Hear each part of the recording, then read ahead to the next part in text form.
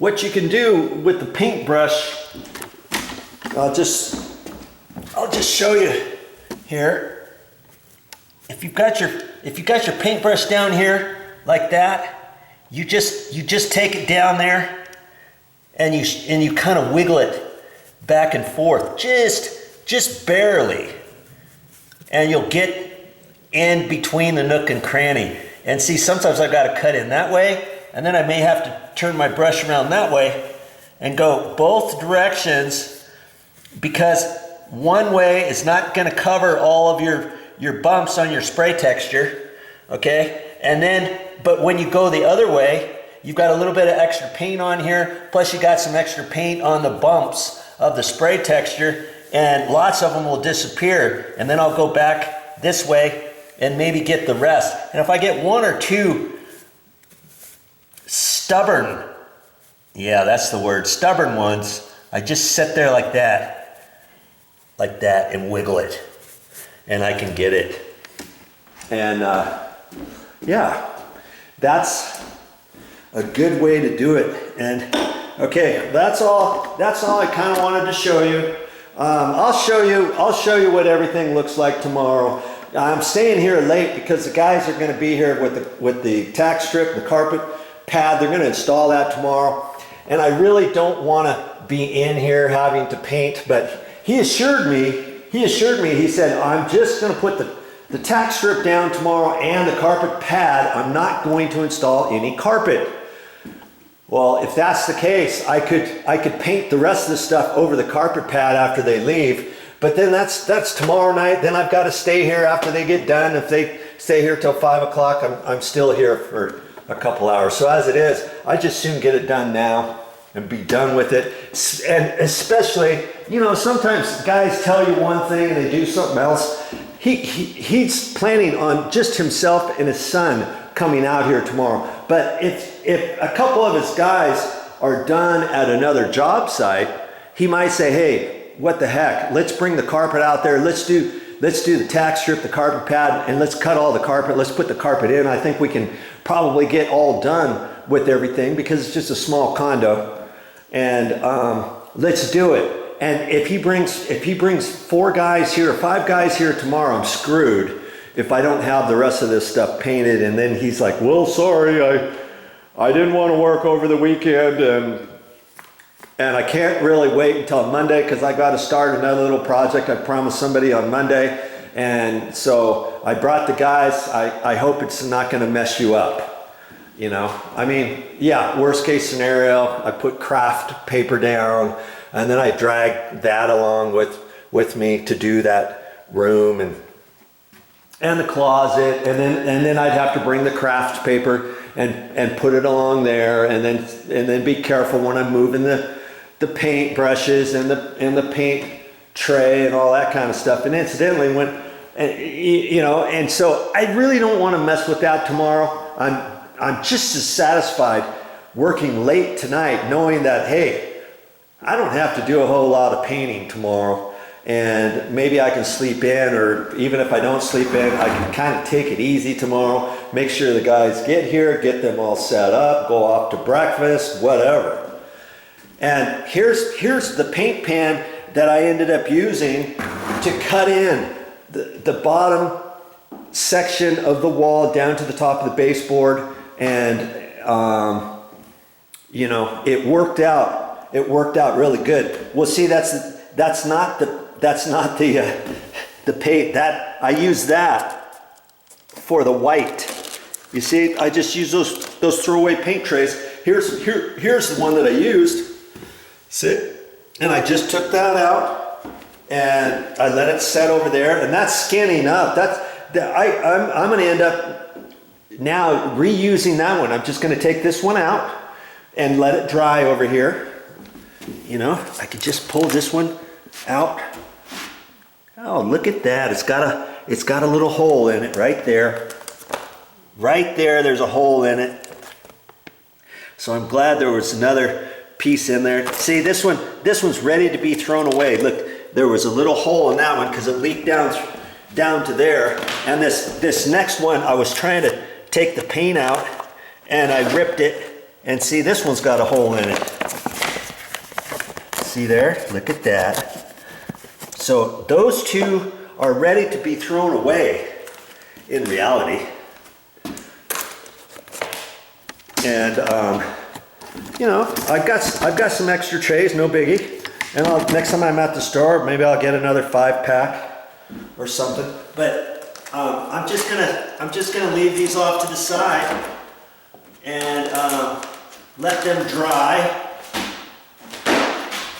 You know, then I can put my other paint tray in here. And these work really good. This thing's getting kind of heavy because I've got probably 10 layers of paint in here so far.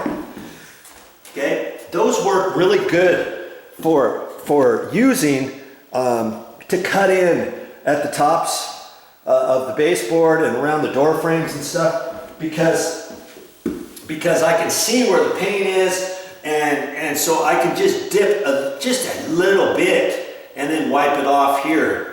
You know, and then I just push this along with me and drag it along with my knee pad, and I just go and go and go. I'm not going to show you how to paint the bottom of the walls up to the baseboard tonight or anything, but you know, now that the guys are done with the flooring, the laminate flooring downstairs, none of that stuff has been painted yet, and you know, next week after they're done installing the carpets and stuff, I'm going to be going downstairs and I'm going to cut some craft paper and then I'm going to put that along on the floor, on the vinyl laminate floor planking. That's looking sharp, man. And so the only light I got in here is this right up here, but you'll see at the bottom. It still needs to be painted, see? And up at the top, next to the ceiling, that still has to be cut in and painted, the tops of the doors. Well, see, these frames still have to be painted, the door frames still have to be painted, and all that kind of stuff. But see this little section of wall, I ended up painting that earlier, and that way if I got any of this paint on the door casings, I just wiped it off with a sponge. See how, look how close that one is. But I got it. It looks pretty good. And so I've got to do all this stuff down here over the new flooring. But thank goodness the flooring downstairs is not carpet, you know, or I'd be in a world of hurt, right? And I even have to cut in. I even have to paint the baseboards. See, I didn't get a chance to do any of that. I mainly wanted to focus and concentrate on painting everything up there. And say down here, I'm going to end up putting that quarter round trim down there, probably 5/8, half inch or 5/8 quarter round trim. So when and that'll take up the gap. That'll take up the gap at the bottom. And what I'm going to do is when I cut the paint in, I don't have to really go flush perfect to the bottom. As long as I'm within a 1/4 inch or something like that, the quarter round is going to cover that. You see what I'm saying? So I don't have to be perfect. And plus, if I get just a couple little streaks on the floor, if it's within a half inch of the wall, I don't have to wipe it off. But you know, if I get some on the floor, I'll have a bucket and a sponge and I can wipe it off and stuff. I like to keep it nice and clean anyways. So it's going to be a lot easier down here. And when I get down here and have more time after these guys are out of here, I'll show you how to paint a door frame, a door casing and stuff and get one whole one done. So you realize, you know, how long something like that's going to take and how to start it and stop it and be careful on it, and as well as painting the baseboards and stuff. Okay, so enough of that. I wasn't even going to make this little video clip, but I thought, hey, why not? I'm here for another couple hours, so I made a 10-minute video here, and so now I still have to work a couple more hours. So hey, it's for the benefit for you. So I'm hoping that you're learning stuff and you're watching the videos. Hey, if you haven't watched this whole video series on this condo renovation, you might want to start from the beginning so that you can see all the different things that I had to do in here to get up to this point and beyond. Of course, I'm going to make more videos until all of this stuff is done. So I'll show you what the quarter round looks like when it's done. I'll even show you how to install some of that along the way. And I'll show you what the carpet looks like when they're done. I'll show you how they install the carpet tack strip, how they install the carpet pad over a wood floor. They're going to use probably a hammer tacker to attach that, because you want the joints nice and straight and tight together. You don't want to just set them down there and then think, oh, they're not going to move as you bring in the carpet. It never works. Okay, so I'll show you that, and hopefully I'll have time to show you how they use a knee kicker, and I don't know if they're going to use a long stretcher to stretch the carpet from end to end in this particular room. And they've got stairs to do, so I'll show you how they install the stair carpet and how they attach that, because there's certain ways. And if you keep watching, hey, I always say it, the more you watch on my channel, the more you learn. In fact, I'm just an average Joe. So if I show you something on a video, I think you can then be able to do it.